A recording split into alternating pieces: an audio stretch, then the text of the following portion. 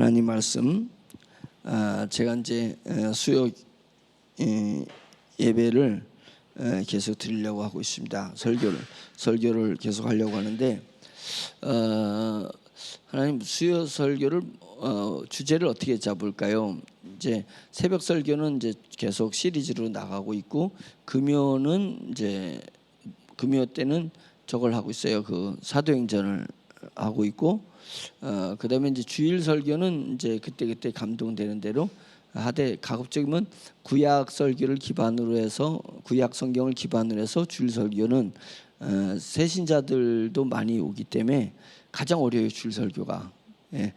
그래서 중학교 수준으로다가 해야지 되는 부분들이 있어서 뭐가 됐든 주일 설교는 그렇게 하려고 하고 있고, 그래서 수요 설교는 생각해냈습니다. 다윗을 주제로 얘기하고 싶습니다. 다윗. 그래서 다윗이 사무엘상 하에 있기도 하고, 다윗을 신약에서 언급하기도 하고, 중요한 것은 시편에서 다윗이 그 사무엘상 하는 외형적인 것을 얘기해주면, 시편에서는 다윗의 내면을 얘기하고 있거든요. 그래서 다윗과 같은 우리 성도가 되면은 얼마나 좋을까, 그런 생각에서, 이게서 설교를 통해서 배우는 거 아닙니다. 설교를 통해서 내가 다윗을 배워서 다윗과 같은 사람이 되려고 노력해야 되겠다.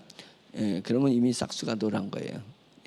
설교는 내가 알아서 그것을 실천하려고 노력하는 것이 아니라, 그것은 설교는 다른 공부가 아니잖아요.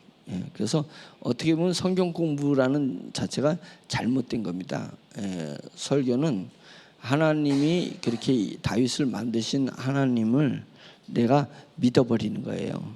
믿은 것입니다. 그래서 설교를 통해서 맞아, 나도 믿어야 되겠어, 이렇게 돼야 되는 거지, 맞아, 나도 그렇게 살아야 되겠어, 그러는 순간 이미 육적 자아가 튀기 시작하는 거예요. 육적 자아가 튀기 시작해서 어느 정도 단계에 오르면 교만해버려요. 교만해서 그거 아닙니다. 오직 의인은 믿음으로 말미암아 살리라. 하나님의 말씀을 믿음으로 받아들여야 되고, 믿음이 생겨나야 되는 거예요.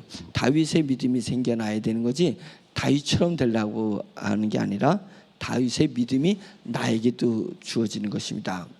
그런 것이니까 뭐가 됐든 다윗을 한번 설교하면 좋겠다, 이제 이런 생각을 하게 되었습니다. 그래서 한번 어떤 말씀을 이뤄 가실런지, 저 준비된 건 없어요. 그냥 이렇게 주제를 정했어요. 이제 앞으로 수요일마다 하나님께서 놀라운 역사를 주실 거라고 보고 있습니다. 그래서 자, 다윗에 들어가기 전에 오늘은 사무엘상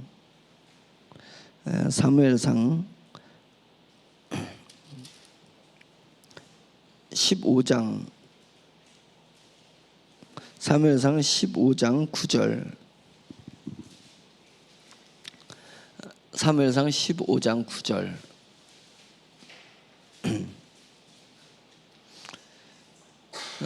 다윗을 이야기하려면 이제 사울을 얘기하지 않을 수가 없습니다. 왜? 사울이 없어져야 다윗이 탄생하는 거거든요. 사울이 왕이기 때문에.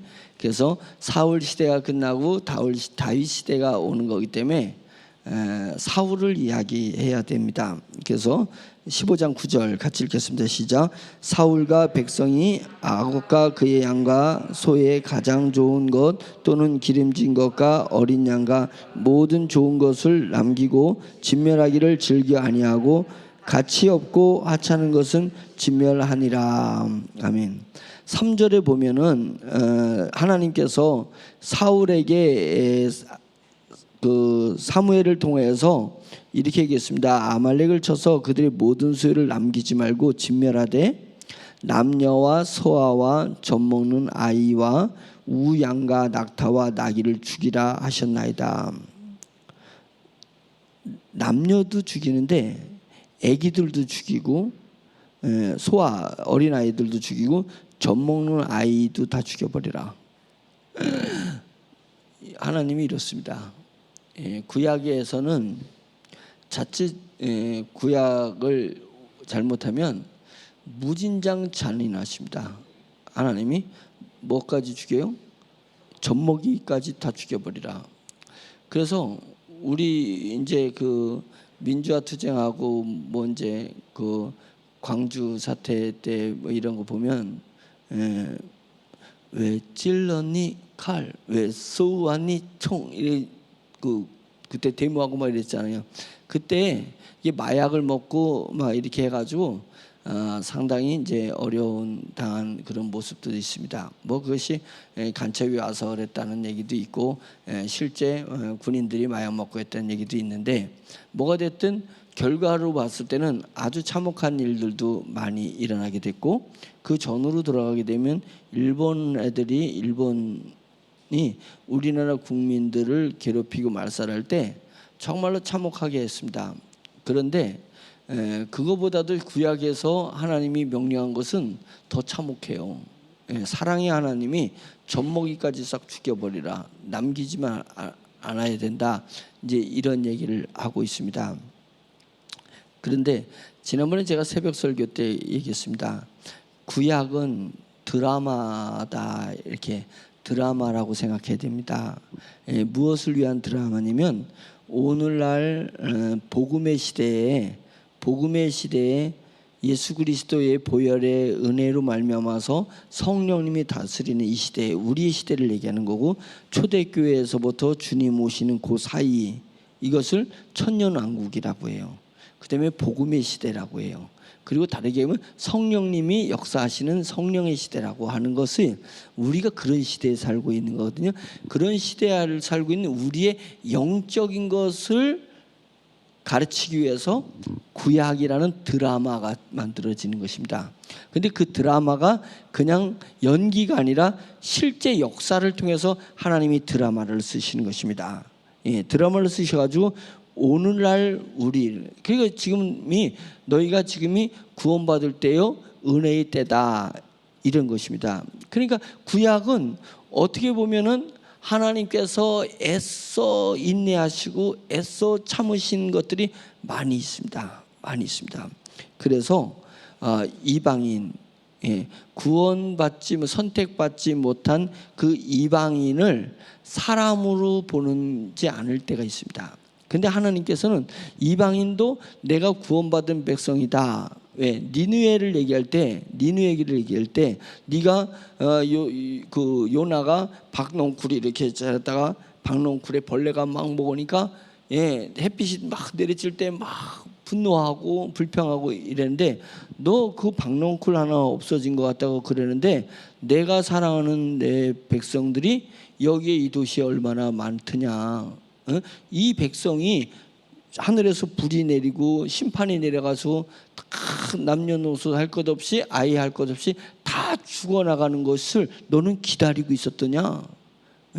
네 박농쿨 하나 없어진 것 때문에도 안타까워하거늘, 나는 내가 사랑하는 이 백성들이 저주받는 것이 안타까워서 내가 용서하려고 하는데, 이렇게 표현하기도 하십니다.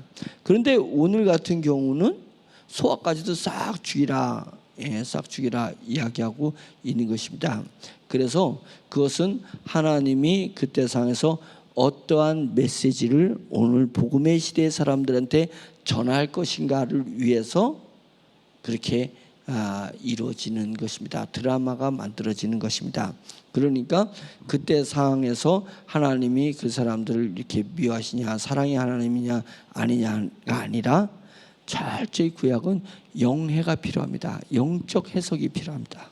그래서 구약이 정말 영적, 신약은 노골적으로 영적인 이야기를 해버리기 때문에 그냥 받아들이는데, 구약은 사람 간의 사람, 주의 종들 간의 이방인, 택한 백성과 이방인의 사이에서 영적인 해석이 반드시 필요하다.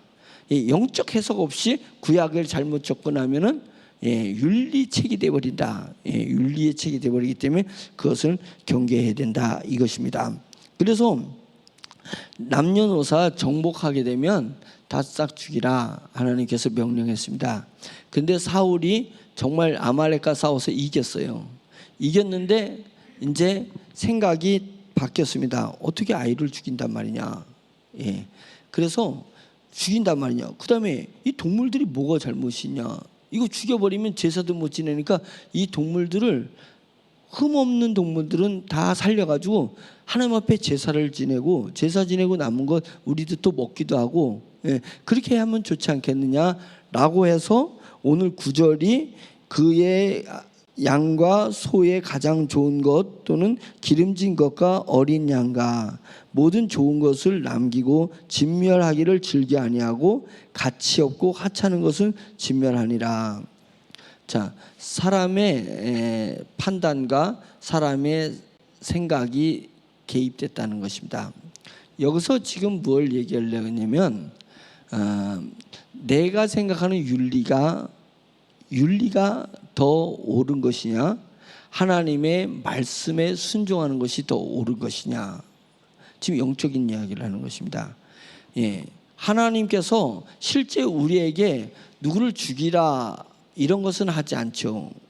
그런데 하나님께서 우리 영을 위해서 뭔가를 지시하시고 말씀하시는 거예요. 영적 감동이 올 때가 있단 말이에요. 영적 감동을. 근데 영적 감동이 왼쪽으로 가라고 했는데, 내가 영적 감동이 있음에도 불구하고, 성령님의 감동이 있음에도 불구하고 내가 자꾸만 세상 잣대로 하나님의 말씀과 하나님의 감동을 이렇게 재보는 거예요.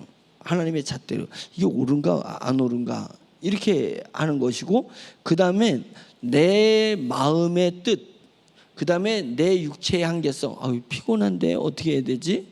이러면서 합리화하기 시작을 한다는 거예요. 합리화. 합리화의 기준이 나에게 다 있습니다. 이것이 매우 위험한 것이고, 이것이 사울을 말하는 대표적인 것입니다. 사울은 자기 마음대로 했습니다. 자기 판단대로 했습니다. 그렇게 하고 사람들의 이야기에 귀를 기울였습니다. 귀를 기울였어요. 사무엘이 너 어떻게 그렇게 하느냐? 라고 막 얘기했을 때 그것은 내가 그렇게 안 하려고 했는데 사람들이 나한테 자꾸만 백성들이 그렇게 하라고 나를 부추겨 가지고 내가 그렇게 할 수밖에 없었습니다라고 하면서 백성들한테 또 그것을 넘기는 것입니다. 하나님, 제가 하나님의 감동대로 하려는데 우리 아내가요, 우리 애들이, 또 우리 교인들이 그러지 말자고 얘기를 해가지고 제가 하나님의 감동대로 하지 못했습니다. 이러면 이게 큰 문제가 되는 것입니다. 문제가 되는 것입니다. 그렇게 되면 어떻게 되냐면 하나님이 감동을 안 하시기 시작해요. 이제 내가 순종하려고 했을 때 성령님이 감동을 내게 주셔야 내 영이 자라거든요. 쑥쑥 자랍니다.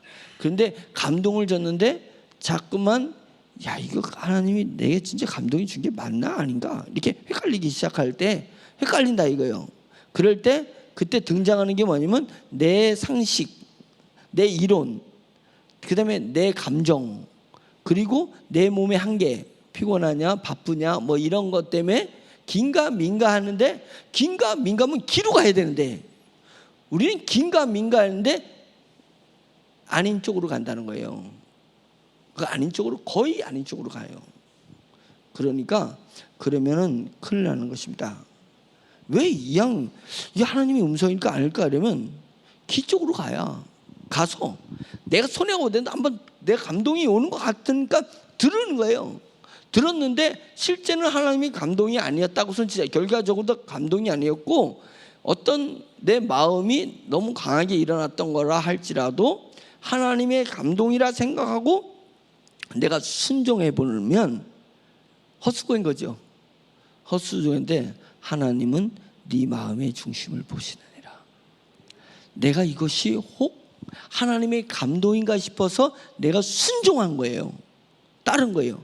그것을 하나님이 기뻐 받으신다 이거예요. 그래서 네가 작은 것에 충성했어요. 헷갈리는데도 하나님이 감동이면 어쩌나 하고서는 순종해버렸어요. 순종했어요. 그랬더니 그 다음에는 진짜 강력한 감동을 주시는 거예요. 하나님이 내게 감동을 주셔서 그거를 알아차리기 시작한 거예요. 그것이 이제는 일주일에 한 번 오던 감동이 하루에 한 번 오고, 하루에 한 번 오던 감동이 이제는 수시로 내게 오는 거예요. 그게 하나님과 동행하는 삶이 진행되는 것입니다. 근데 그때 헷갈릴 때 내 형편, 내 주변의 사람들, 그 다음에 내 상식, 내 마음의 감정, 내 몸의 한계점, 이런 것 때문에 아니오라고 하게 되면, 그때 하나님의 감동이었을 때는 하나님께서 이제 일주일에 한 번 오던 것이 한 달에 한 번 옵니다. 한 달에 한 번 이렇게 오는 거예요.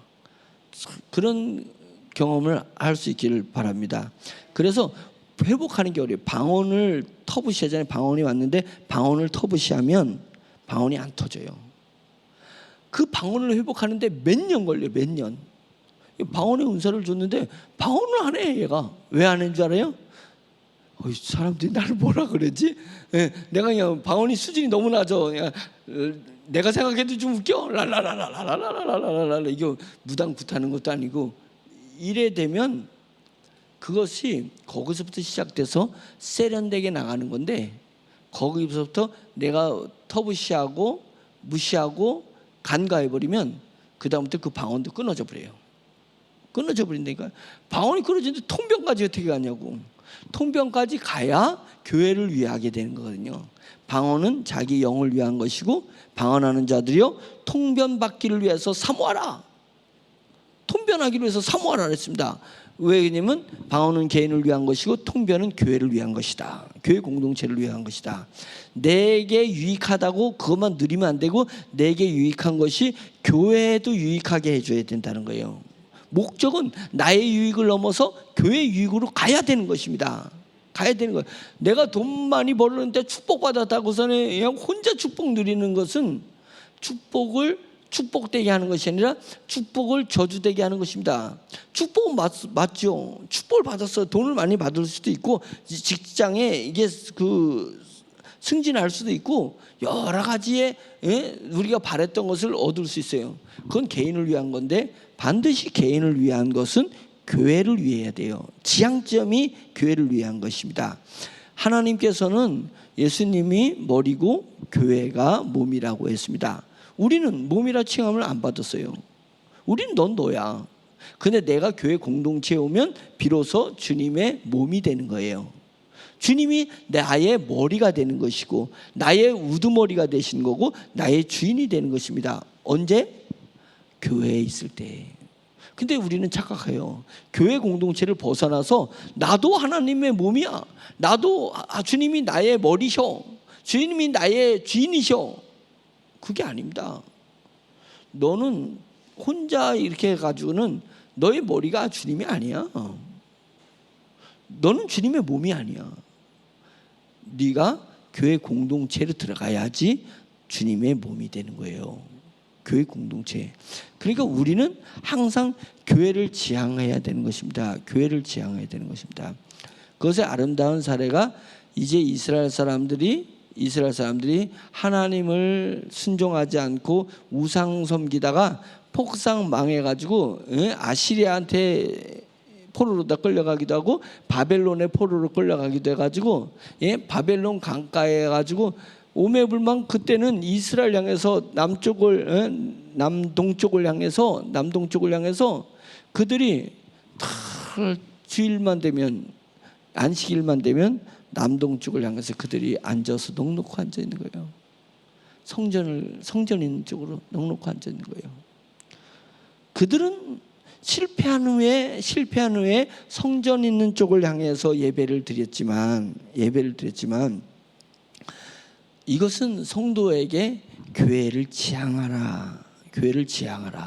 왜 그러냐면 교회 공동체 안에 들어가야 주님의 몸이 되는 거고, 주님이 우리의 우두머리가 주인이 되는 것입니다. 내가 따로 떨어져서 독고다이 돼가지고는 그렇게 되는 게 아닙니다.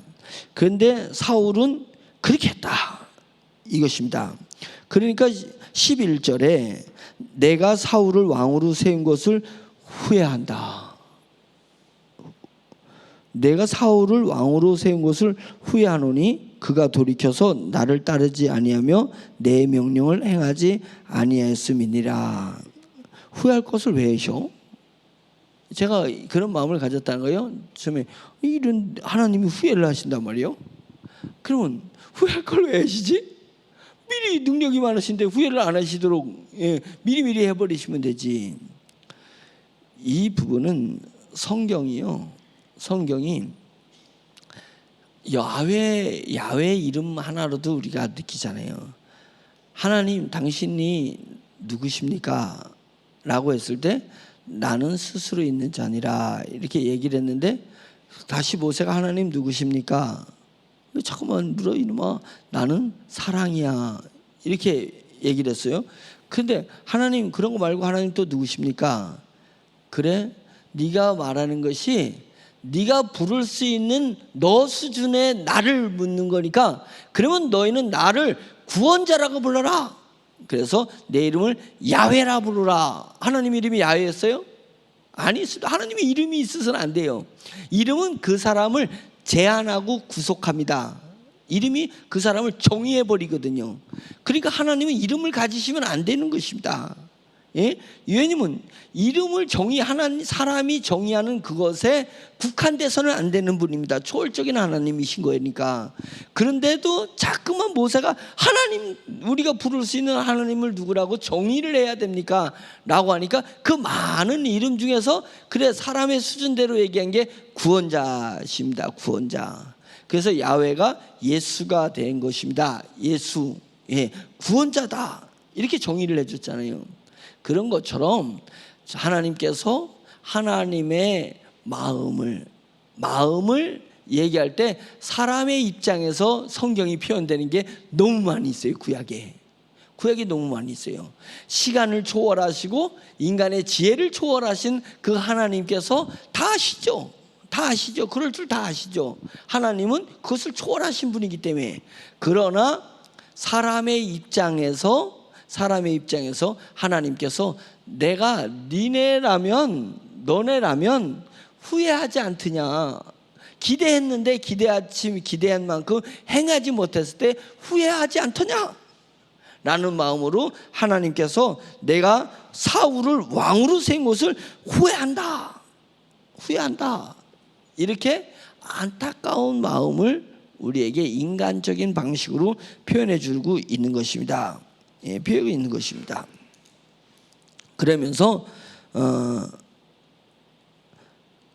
사울이 24절 이제 하나님께서 막 책망을 하십니다. 책망하시니까 24절 15장 24절 보면 사울이 사무엘에게 이르되 내가 범죄하였나이다. 내가 여호와의 명령과 당신의 말씀을 어긴 것은 내가 백성을 두려워하여 그들의 말을 청종하였음이니이다. 예? 백성의 말을 청종하였습니다. 백성을 두려워해서. 그러니까 다 주의라고 했는데 많은 백성들이 그 상식이 안 맞습니다. 그건 너무 무자비합니다. 그것은 우리한테 너무 손해입니다. 비합리적입니다 라고 이야기를 하니까, 그렇게 대중이 이야기하니까 그 백성이 두려워서 그들의 말을 따르고지 하나님의 말을 청종하지 않았다 이것입니다. 그러니까 사무엘이 26절에 사무엘이 사울에게 이르되 나는 왕과 함께 돌아가지 아니하리니 이는 왕이 여호와의 말씀을 버렸으므로 여호와께서 왕을 버려 이스라엘 왕이 되지 못하게 하셨다. 사무엘에게 이미 하나님이 감동을 주신 것입니다. 네가 감히 하나님의 말씀을 버려? 하나님의 말씀이 너를 버린다. 너무 두려운 거잖아요. 하나님의 말씀이 나를 버리지 않도록, 다르게 하면 믿음이 나를 버리지 않도록 해라. 내가 믿음을 버리는 것이 아니라 믿음이 나를 버린 것입니다. 예? 내가 믿음으로, 오직 의인은 믿음으로 말미암아 사는 것이니까 우리가 내 마음이 믿음을 꽉 잡고 살았는데 내 마음이 믿음을 버렸어요. 왜? 다른 것을 잡았어. 돈을 잡고 세상의 상식을 잡고 내 감정을 잡느냐고 믿음을 버렸어요. 그러니까 믿음이 너를 버리는 거야. 믿음이 너를 구원시켰잖아요. 우리가 믿음이 나를 구원시켰잖아요. 근데 믿음이 나를 버리는 사태가 와서는 안 되는 것이다. 예, 그러니까 우리는 마음으로 믿음을 꽉 붙들어야 되는 거예요. 꽉 붙들어야 되는 것입니다. 예, 그것이 우리가 마땅히 해야 될 일인데 사울은 하나님의 말씀을 사울이 버리니까 하나님의 말씀이 사울을 버려버리는 것입니다. 사울을 버린 사태가 일어난 것입니다. 그렇게 되면서 이제 15장 마지막 34절, 이에 사무엘은 라마로 가고 사울은 사울 기브와 자기 집으로 돌아가니라. 이제 헤어졌습니다. 사무엘이 죽는 날까지, 이 이후로 죽는 날까지 사울을 다시 가서 보지 아니하였으니 이는 그가 사울을 위하여 슬퍼함이었고, 이제 안 만났어요. 사울을. 사무엘이 그 사건이 있은 후에 사울을, 왕을 만나지 않았습니다. 그 왕을 만나지 않았는데 이는 그가 사울을 위하여 슬퍼했어요. 왕으로 귀하게 쓸 수 있는 사람인데 정말 안타깝고, 정말 안타깝다. 그래서 하나님이 사울을 버린 것에 대해서 슬퍼했습니다. 그리고 여호와께서는 사울을 이스라엘 왕으로 삼으신 것을 후회하셨다. 이 구절이 그렇게 나오잖아요. 얼마나 지금 대꾸법을 쓰듯이 이랬습니다. 사울은 슬퍼했고 하나님은 후회하셨어요. 하나님은 후회하신데 사울은 슬퍼했어요. 아니, 사무엘은 슬퍼했습니다. 사무엘은 하나님이 그래서 믿고, 사무엘은 그게 연민이 있는 거예요. 미련이 있고 안타까운 거예요, 사람이. 그래서 사무엘은 슬퍼해요. 예, 안 만났는데도 불구하고 만나기를 하나님이 원치 않으니까 안 만나는데 마음으로는 슬퍼하는 거예요. 하나님의 마음은 후회스러운데, 예, 지금 뭔가 언밸런스 나는 일을 하는 것입니다. 그러면서 16장으로 넘어오면서 이제 다윗이 등장하는 이제 배경의 끝을 얘기한 것입니다. 이제 이게 사울 왕의 배경이었어요. 다윗이 탄생하기 전에 사울의 배경인데, 배경의 끝에 사무엘은 슬퍼하고 하나님은 후회하셨다. 예, 이렇게 하고서는 이제 15장이 쫙 끝나면서 이제 드디어 이제 16장 넘어서 다윗이 이제 등장하는, 이제 다윗 등장인데, 다윗 등장하는 첫 구절이 어떻게 나가는가 보세요. 너무 재밌고 드라마틱합니다. 여호와께서 사무엘에게 이르되 내가 이미 사울을 버렸어요. 그리고 이스라엘 왕이 계속 되지 못하게 하였거늘 내가 그를 위하여 언제까지 슬퍼하겠느냐 이놈아. 지금 꾸중하시는 겁니다. 꾸중하는 것입니다. 왜 너가 인간적인 마음으로 슬퍼하냐 이거예요. 내 마음이 후회하고 있어. 내 마음이 화가 나 있어. 너 왜 내 마음을 헤아리지 않고 자꾸만 사람의 마음을 헤아리려고 해? 에? 지금 네 아내가 잘못됐잖아. 근데 왜 아내한테 하나님의 마음을 전하려고 하잖아. 네 남편이 잘못됐잖아. 근데 왜 네 남편에게 하나님의 메시지와 하나님의 마음을 전하려고 하지 않아? 왜 자꾸만 사람의 연민에 끌려서 살려고 해? 하나님의 마음을 헤아리려고 하지 않고, 왜 자꾸만 육신적 자아 속에서 네가 살아가냐? 영적 자아로 하나님을 보면서 살아가야지 되잖아. 그러니까 하나님께서 사무엘을 어느 정도는 슬퍼하는 것을 봐줬던 것 같아요. 봐줬는데 16장으로 넘어가면서 이제 다윗의 시대가 오는 거예요. 다윗의 시대가 왔는데 사울의 시대에서 다윗의 시대 15장에서 16장으로 넘어갔는데도 여전히 사무엘은 사울 왕에 대해서 연민으로 슬퍼하고 있으니까 하나님께서 언제까지, 지금 보라 새거 시대였어요. 새날이 왔어요. 이전 것은 지나갔으니 보라 새거 시대였다. 새거 시대였는데 너는 왜 자꾸만 과거의 열매에서 사느냐 이거예요. 과거의 열매에서 사느냐. 예? 우리 모습이 그런 거잖아요. 과거에 가난했던 것 때문에 새것 예수 그리스도를 내가 믿었고 예수 그리스도로 말미암아 내 안에 새 영이 만들어졌고 예수 그리스도로 말미암아 새 사람이 되어버렸어요. 이미 나는 성령으로 새 사람이 됐어요. 그런데 여전히 너는 왜 언제까지 네가 과거에 받은 상처의 열매에서 살아? 언제까지 내가 너를 봐줄 건데? 언제까지 네가 육신의 모습으로 살 거야? 응? 너 계속 그렇게 살 거야? 과거에 가난한 것 때문에, 과거에 부모님의 사랑을 못 받은 것 때문에, 과거에 상처받은 어린 시절 때문에 지금 새 사람이 됐는데도 계속 울고만 있을 거냐고, 계속 상처만 받고 살 거냐고. 누가 뭐 한마디 말하면 어렸을 때 받은 상처가 훅 올라와가지고 그것 때문에 주체를 못하고 사는 거예요. 그것 때문에. 절대 그러면 안 된다. 지금 사울의 시대가 끝났어. 다윗의 시대가 왔어. 너는 다윗의 시대에 네가 할 일이 있잖아. 언제까지 주저앉아서 사울왕만 과거만 생각하고 슬퍼할 거냐 이거예요. 지금 우리에게 복음이 얘기하고 있는 것이고 성령님이 우리에게 얘기하고 있는 것입니다. 이전 것은 지나갔어.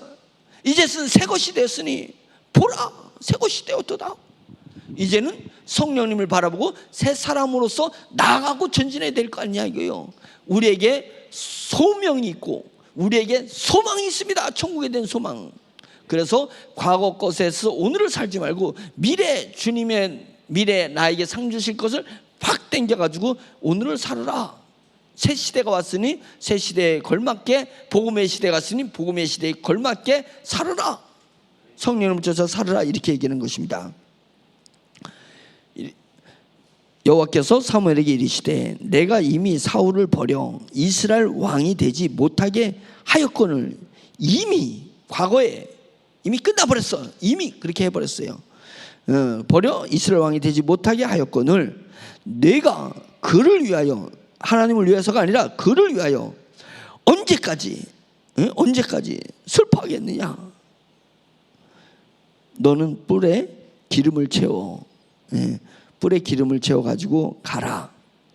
내가 너를 베들레헴 사람 이새에게로 보내리니 이는 내가 그의 아들 중에서 한 왕을 보았느니라 하시는지라. 이제 다윗을 예고하는 건데, 다윗을 예고할 때 이상하게 예수 그리스도의 그림자가 보이는 거예요. 이상하게 예수 그리스도. 왜 하필 다윗은 베들레헴에서 태어난 사람일까? 아들을 낳은 건데 그 아들이 베들레헴에서 납니다. 예수 그리스도 베들레헴에서 나오는 거예요. 그리고 그는 왕이 될 거예요. 왕이 될 거예요. 그래가지고 동방 박사가 왕이 될 거라니까 베들레헴으로 안 가고 예루살렘으로 갔어요. 그리고 왕궁으로 갔어요. 헛다리를 짚은 거잖아요. 그런데 예언은 작은 마을에서 왕이 탄생하신 것입니다. 그래서 새 시대가 사울의 시대가 하고 새 시대 다윗의 시대에 열리는데, 다윗의 시대에는 예수 그리스도의 그림자가 딱 다윗에 보이더라 이것입니다. 그래서 베들레헴이 등장하는 것입니다. 11절에 또 사무엘이 이새에게 이르되 내 아들들이 다 여기 있느냐? 이새가 이르되 아직 막내가 남았는데 그는 양을 지키나이다. 하필 사무엘이 갔을 때 다윗은 양떼를 돌보고 있었습니다. 이것도 예수님의 그림자가 싹 보이는 거예요. 성경에서 지금 그렇게 스토리를 짜고 있는 것입니다. 성령님이 스토리를 짜고 있는 거예요. 다윗 왕은 철저히 예수 그리스도의 그림자를 지니고 있습니다. 우리에게는요, 우리는 새 시대에 너희는 택한 족속이요 왕 같은 제사장이요 거룩한 나라다. 우리 속에서 예수 그리스도의 그림자가 내게 보여지고 예수 그리스도의 향기가 비춰져야 되는 것입니다. 그래서 저 집사님을 보면, 저 성도를 보면 뭔가 내 속에 여운이 남는데 사람의 여운이 아니라 주님의 여운이 남는 거예요. 주님의 여운이 남는 거예요. 이런 사람이 되어야 된다. 다윗의 시대는 그런 사람을 만들어내는 것입니다. 그 성령의 시대에 우리 그리스도인들에게 주님이 원하시는 모습입니다. 예수 그리스도의 향기를 풍기는 그런 모습이 되어야 되는 거예요. 그런 모습이 되어야 되는 거예요. 그래서 그는 양을 지키나이다. 이제 이렇게 하는 것입니다.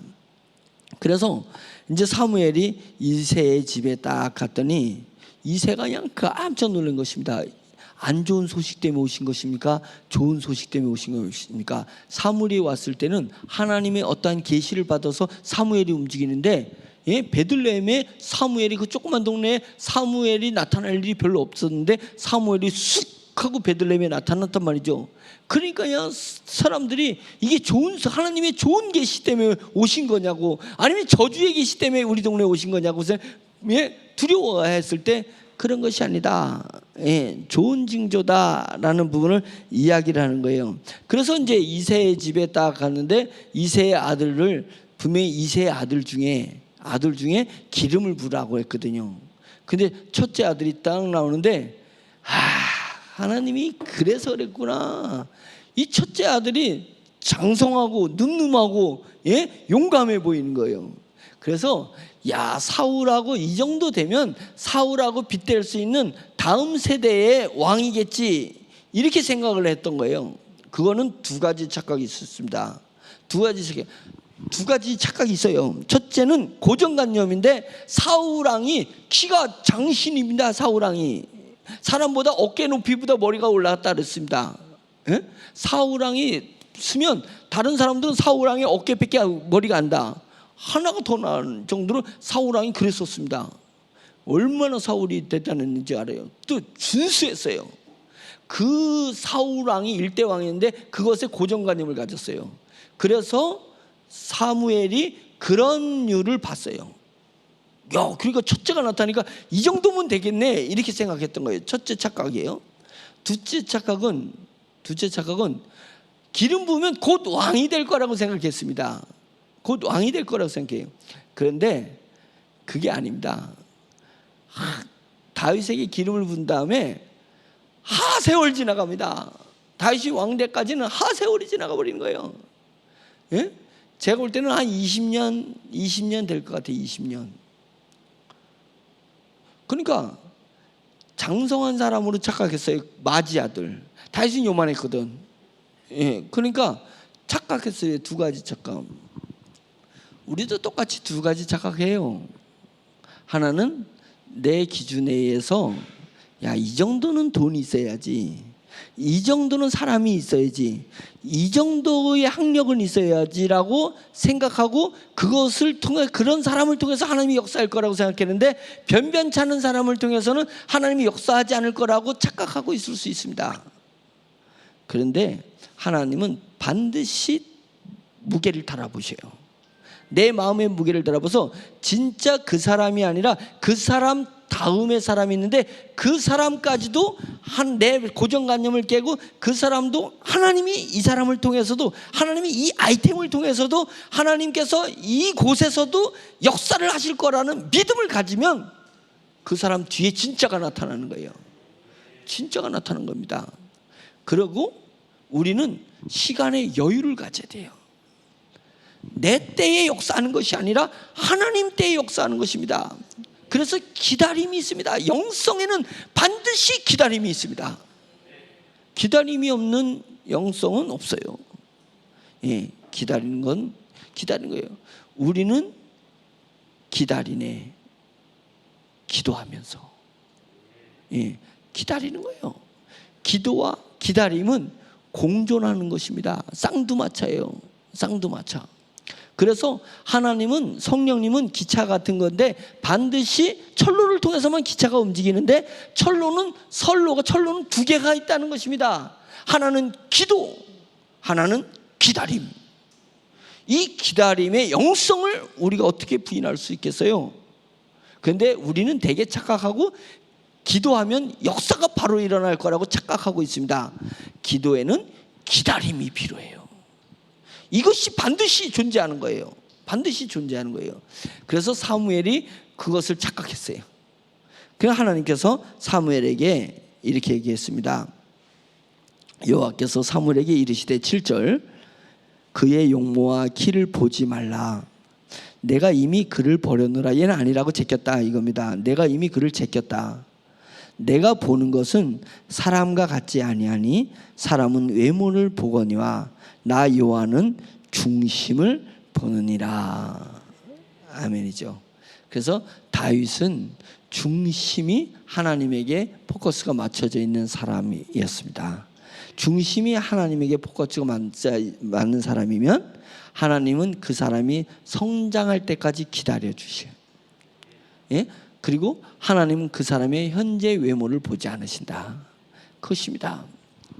여러분과 제가 중심이 하나님께 포커스가 맞춰져 있으면 내가 비록 돈이 없고, 내가 비록 능력이 없고, 내가 비록 지혜가 없고, 내가 비록 조직이 없다 할지라도 그것이 만들어질 때까지 하나님은 나를 버리지 아니하시고 나를 기다려 주시는 것입니다. 하나님이 나를 기다려 주시는 자신감이 있어야 되잖아요. 나를 기다리는 자신감이 있어야 되잖냐.